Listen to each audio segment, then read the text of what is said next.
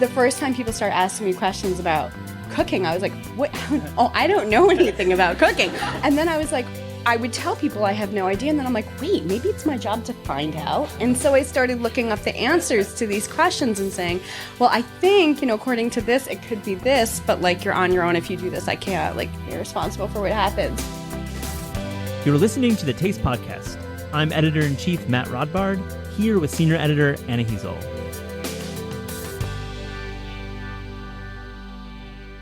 So on today's show, we have Deb Perelman of Smitten Kitchen, one of the original food blogs, right? Oh, yeah. Deb is the OG. She's like the Richard Hell or Talking Heads of food blogging.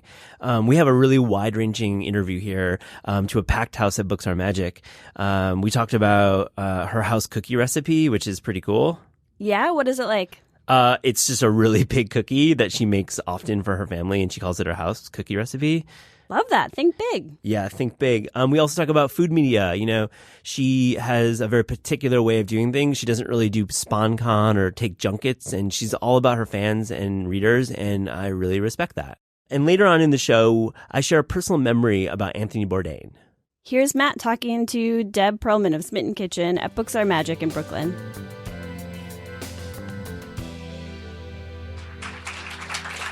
Thanks for showing up tonight. Deb Perelman in the house right here. Smitten Kitchen. Hi. I have bullet points about reasons why I love you and what you do. And I think there's plenty of folks in the audience who share this. So We can just skip that part. wow. And you got the intro there, but this is like, first off, you launched in 2006 as like one of the original food bloggers. And you're like the establishment. You're like the Ramones and Richard Hell of food blogging. I'm like the grandmother of food blogging. Grandmother. Look, I've got some tissues in my sleeve. I mean, we'll talk about some of your peers and where they've ended up and where kind of you've maintained and grown. But I love that. I also love that the way you write, you actually shout out media often, and like you are one of us. But you, unlike some cookbooks where it's like always in the test kitchen of Melissa Clark, which is great, you're like, I read an issue of Gourmet and here is this recipe from Gourmet. No, I think of it as a porous thing. Like it's not just, oh, I invented this dish. Like, I want to hear what other people have to say about it. Yeah, I think it's far more interesting if you talk about like what's been written in this book and what's been written. Like, it puts a better But like you also call it like you were like Peter Meehan went and had Polini in Brighton Beach, and here's my version of it. Like you shout out Food 52, you shout out Bon Appetit, you absorb media, but you always give it your own spin. And I think that's like, explain, what is that spin? Like, what is the Smitten Kitchen spin on a recipe that you're taking from? I'm lazy. I don't like doing dishes.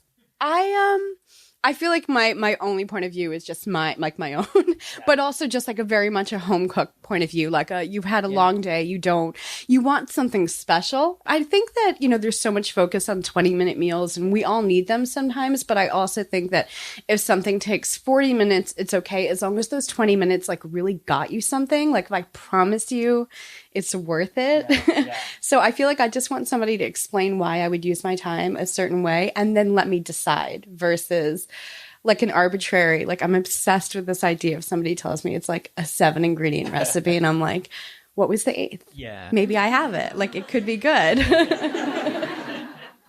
Okay, so like you don't write like you've memorized the aisles of Kalustyan's. Like, you're not like arrogant and elitist about like, you don't like show off, but you have memorized the aisle of Kalustyan's. I have, actually. So that's the one thing I've done. I mean, my point is that you have this like really, really deep foundation and knowledge about food, but you don't show off. And thank you for being one of the rare food writers who doesn't show off, because I think too many of them do that. Thank you. I don't actually have the confidence to, but yeah, but we can call it humility. I call it insecurity. A couple things too. You made this giant oatmeal cookie, like your famous giant oatmeal cookie. Has anyone made the giant oatmeal cookie in the audience? There's a lot of nodding. So you can make it as one cookie, by the way. They wouldn't let me make any more changes to the book, but it's actually even cooler as a 6-inch cookie. You bake it for 2 minutes longer. I love it and you call it your house cookie recipe. Like the house cookie recipe. Why? Yeah, don't you want a house cookie? First, I would like a house, but then I would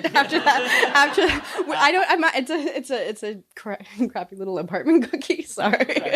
Walk up rental Okay, last thing is like at 3:41 this afternoon, you were in your comment section talking about loaf pans, like with your commenters. So like you weren't like out like looking at fancy apartments you're gonna buy with your like 250,000 books you've sold this year. Like you are engaged with your audience. I think that in your community, like how did that happen? Like, did you just feel like you needed to answer every email and answer every comment? Can't stop. Like I'm really bad at email, but yeah, I started in the beginning and I can't stop.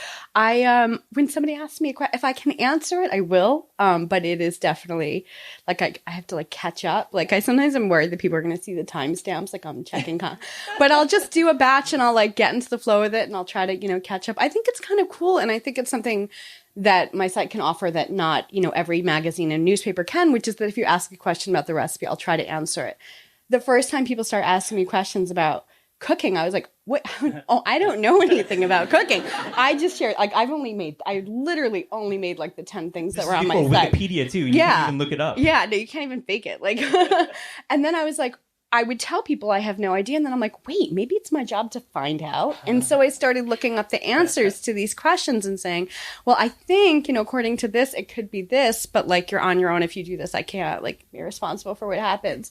And then over the years, like you do that times all the, decades, millennia, I've been food blogging. And it turned out now I know some things. You know some things for sure. And I think you are a one-woman show, and that's a reason why it works. Do you want to keep it like that? I mean, do you want to keep it pretty small? Yeah, I'd like to. Mostly I'd like to have a career. I sort of came into the food thing having tried a few things and kind of hating everything and not knowing what I wanted to do with my life. And then I found this thing that I like to do. And now I just kind of want to keep doing it. So when I make decisions about the site or what I want to do, it's always like, can I keep doing it? Can I maintain it? Like, is this just like a short burst that'll wear me out? Or is this something sustainable? So that's generally where the decisions come from. And like sponsored content, you don't do it. You don't do SpawnCon. #SpawnCon. Right? Like you don't No, do it. I don't. I won't. I don't. You won't and you don't. I feel like at this point I can say I won't. I feel like if I got to the point that was the only thing that was going to work, I would just try to find a way to make this just like a side hobby again. You're not going to do that though, right? It doesn't come because at this point I don't know what else I do. So I'd be like, can you hire me? I want to hear about your day-to-day. I'm a really bad copy editor. This wasn't going to be my first question because that was the introduction part. But the first question comes from Anna Heasel, my colleague. It's not mine, but I think it's quite good and pertinent. So, like, we're going to play the game of Fuck, Marry, Kill. Ooh. Let's play that game. Okay. Fuck, Marry, Kill. Instant Pot, sous vide circulator, and air fryer. Right on. I guess this is it. This is the moment where Deb goes on record as saying that she would fucking Instapot. Like, I think that's kind of, this is the big moment. This is the defining line in my career. Yes. I'm definitely Instapot. Or I guess, no, it's marry. Oh, God. Okay, so that means I'm marrying a sous vide machine. I don't want to marry a sous vide machine. So reverse it. We'll flip all right, the script. so we're gonna fuck a sous vide machine, and then we're gonna marry the Instapot, and then we're gonna kill the air fryer. I don't know what that is, but it just doesn't sound like the French fries that I've known and loved.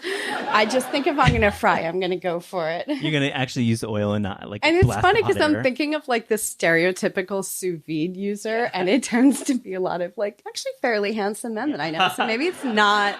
Those guys on chef steps are quite strapping. I'm thinking like weekday and weekend, and I want to know like when you're developing recipes and you're cooking at home. I think you like parse the way you cook during the week and the way you cook during the weekend. There's two different mindsets, right? Yeah, I actually tend not to cook that much on the weekend unless it's like really cold or we're just like vegging and we're craving something specific, or I'm more likely to use weekend cooking to like make stuff way back in the archives that like just like old school stuff. But during the week, I've got like the recipe development hat on. And so I'm usually trying to make new things or work on things that I'm trying to get right, experimenting on my family as one does. But on the weekends, I think because it's very much like a Monday through Friday job for me, on the weekends, I'm usually like out at the park with the kids and trying to do things that are not standing in a kitchen. And so I'm not going to be home or getting groceries at 4 p.m. so we can eat dinner at 6. We're usually eating out. So you do eat out? Oh, of course. Oh my God, I eat out all the time. I would eat out so much more if I didn't have a 2-year-old. Oh, yeah. You don't want her at rest. She's like what people write stories about people bringing kids to restaurants, about like all those stories you hear about kids on planes and kids in restaurants. Like, it's actually because of my daughter.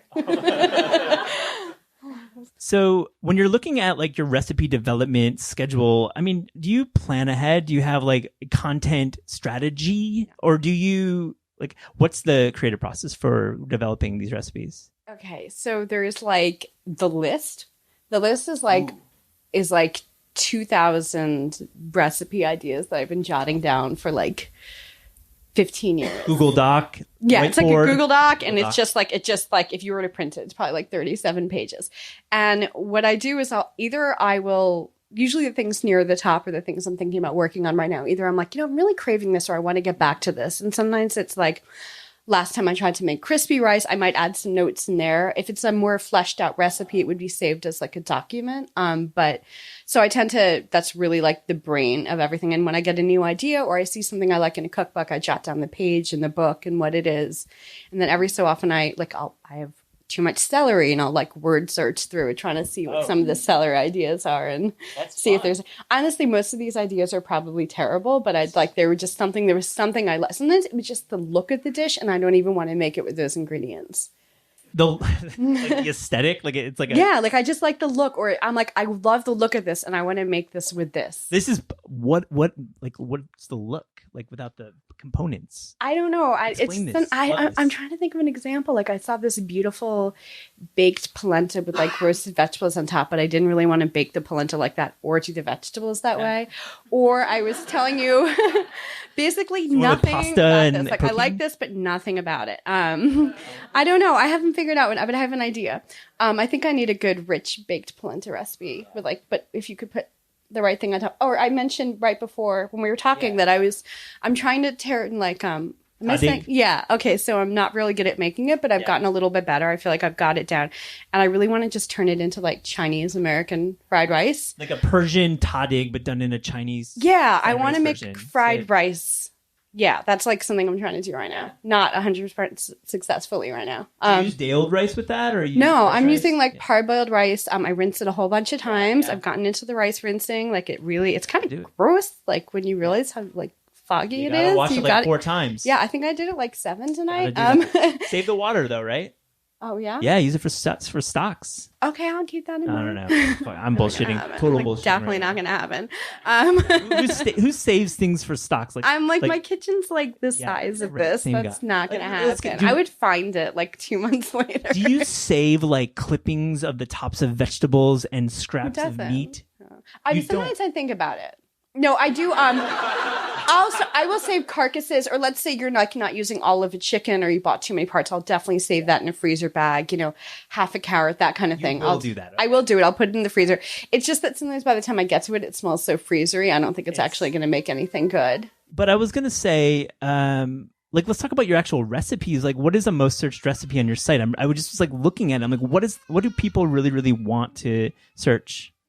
I know what some of the most popular recipes are, but I'm not sure about the search terms. Probably Instapot.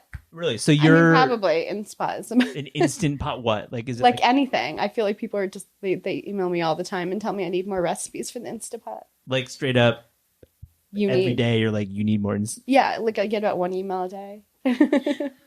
Like, why? Why? Because people I think it's great. They're telling me what to do next. Yeah, but like, why the Instant Pot? It's not that instant. I think because it's not that instant. I know. I think so now we need to break it down. I don't think it's instant. Okay, this is what we're going to talk about. It's not instant. It's so misnamed. What it is that it's hands off. You can come home, put a bunch of things in there. Your little lad, it makes those like cute little beeping noises. Walk away. It makes no noise. Yeah. That's the other thing. It makes no noise. It's really safe and secure. You put a bunch of things in there and you set a few buttons, and then you walk away and you just do whatever else you'd like to be doing besides standing in front of a stove. Maybe you haven't been home all day. Maybe you want to check Twitter and find out what's going on now. Maybe you regret checking Twitter and now you're on now you're reading thecut.com. So you just go do whatever you want, and then it beeps when it's ready, which is usually 15 minutes for most things, and then it keeps it warm forever. That's true. And you have dinner. And I think that that's really what it's about. It's not really, I think it's just really, you know, to be able to cook with it being hands off. Yeah, I think like it preserves the temperature, right? That's what you're saying. Like, Yeah, it preserves keeps the it. Yeah, you temperature don't for a have to long like, time. yeah, it's not going to go bad if you leave it there. Yeah. Let's move on. I want to hear about like the early days of like recipe blogging, because like it was like you, Amateur Gourmet, or Orangette, like Not Eating Out, like there were a bunch. There were a bunch. You only hear about the survivors. You only hear it's about like history. It's told by I mean, like kind of like Serious Eats like has been sticking around. Yeah, well, I mean, before you had Adam Kuban doing, you know, a hamburger today and the Slice blog, and you had Shay Pim, which was, and now she's this Michelin starred, you know, she's got Kin Cow in San Francisco. So there were cookbooks, Heidi Swanson. Yeah, she's still around. I mean, there were a lot of food blogs out there before mine. I did not feel like a beginner at all. Like I felt like I was sort of butting in on something that people were doing much better than me, so I didn't expect to stick around. So do you feel like the energy that was being put into the like food media world was different or better then? Like in the golden age? I think that there are still people doing it exactly the way they did back then. But I feel like part of the reason that blogs blew up, and it's like we look at it as like blogs must have been interesting, or it's the style. I don't think it's really about the style of writing even as much as, or what they're writing nearly as much as the fact that when blogs blew up, you didn't have all these legacy publications with decent websites. They were all so slow to the web. I mean, my God, like certain major magazine groups are still catching up with the web. They're still like, you know, and writers who were established didn't want to write for the web. And so in this space, you had this void. And when self-publishing software came available and people started writing, it just started blowing up. It would go right up the Google results because there was nobody else doing it. And I think that's why like nobody who knew nothing about food could start talking about it and like build an audience. And I think that was a lot of why people talk about blogging as a style, but I always just think of it as just self-publishing that came around at a time where there wasn't as much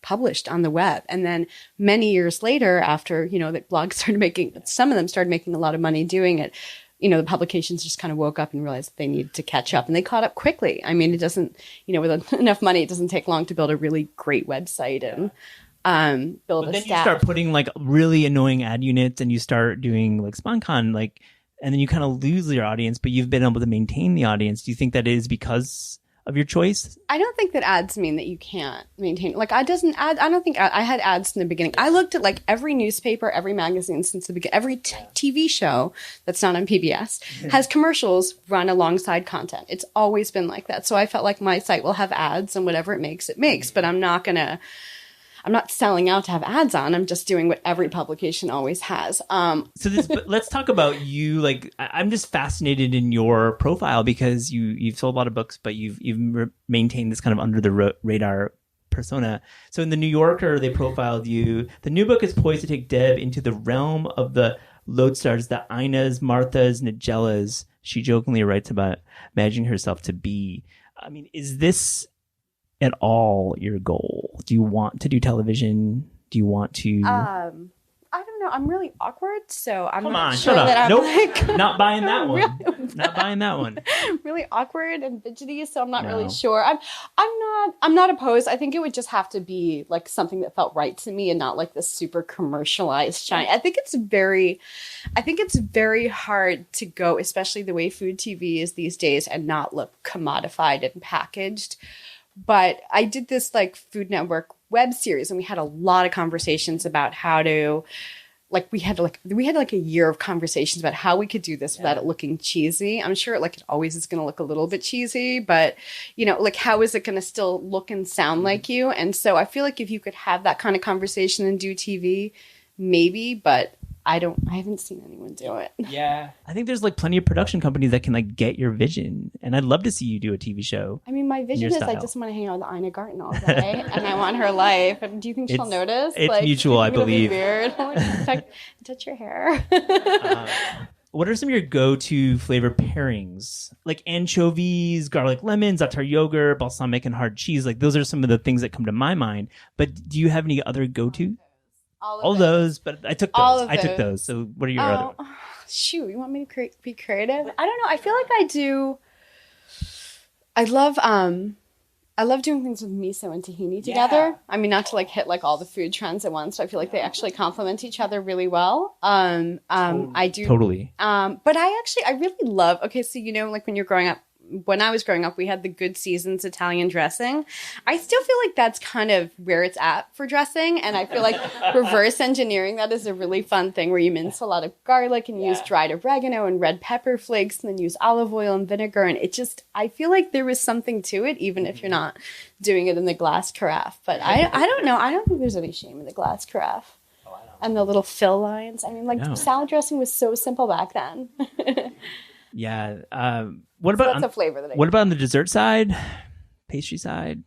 Dessert side is I just always feel like chocolate desserts don't have enough chocolate in them. Like I just feel like no, but you cannot tell me that you put 2 tablespoons of cocoa in a cake and now it's a chocolate cake. That is not a chocolate cake. That is like a beige cake. Like that is like a beige and white cake. So I always feel like it's not that I need everything to be like completely over the top, but I feel like I just want it to be like the color of a brownie when it's a chocolate dessert.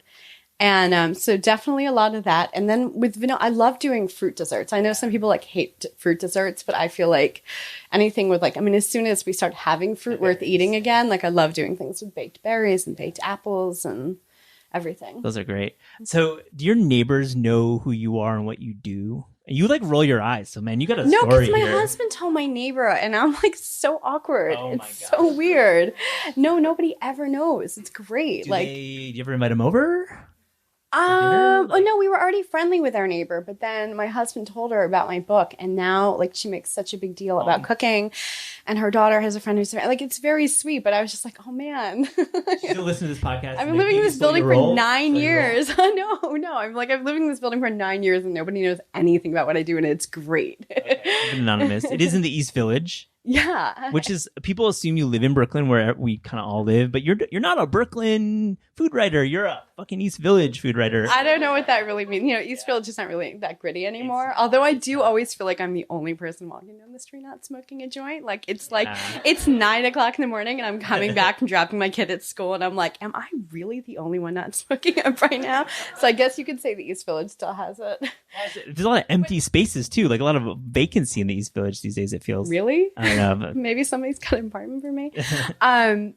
No, I think people, when I was book touring, everybody just assumed I live in Brooklyn. I'm like, oh, that's because I have 2 kids and we eat kale, but we don't live in Brooklyn. I'm like, I live right on the other side of the river, though. It's super close. Last one, your favorite mushy carb? Potatoes? No. Nope. Okay, I'm really obsessed with these slow roasted sweet potatoes I did last week. And I'm not really like the biggest sweet potato head, but that's part of the reason I cook with them so much because I'm always trying to find ways to like them more. But you roast them for 2.5 hours at 250 and they get they're just like candy. It's so good. I poured some Indian spices on it in a sizzling oil, but I actually think they're really good just like plain or they need very little. So maybe that's my current favorite mushy carb. Very healthy too. I will close with one question. Are you seriously still off breakfast? Do you not eat breakfast anymore? I came home from the gym and I ate a cookie today. Is that breakfast? You don't eat breakfast. It's crazy. It's just been a couple months. I have a gigantic cup of coffee, like a huge cup of coffee. So, and I'm pretty hungry by 11:30. It was just this stupid thing where I was eating breakfast at 11:30 and then I was still hungry for lunch at 12:30. I had to push them together. It was like this had to stop. I had to split the difference. So, I've just been off. I still eat it. If you put food in front of me, I'll be like, oh, look, eggs. Okay, I'll eat them. But in general, I won't go out of my way to get breakfast. Fair enough. Well, thank you. You're going to sign some books and you answer a lot of questions. Thank you. Thank you so much for...